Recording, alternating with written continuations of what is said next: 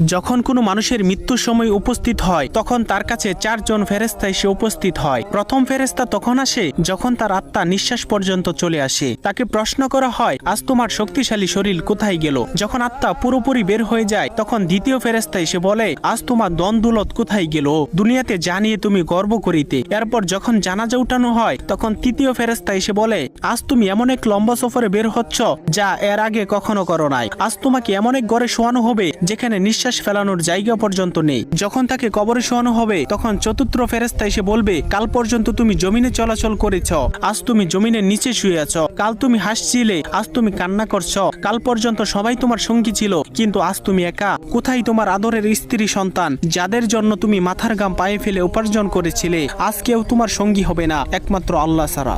আপনি যদি আল্লাহ তাআলাকে ভালোবেসে থাকেন তাহলে ভিডিওটিতে একটি লাইক এবং চ্যানেলটি সাবস্ক্রাইব করুন এবং আল্লাহ তাআলার নামটি কমেন্টে লিখে যান।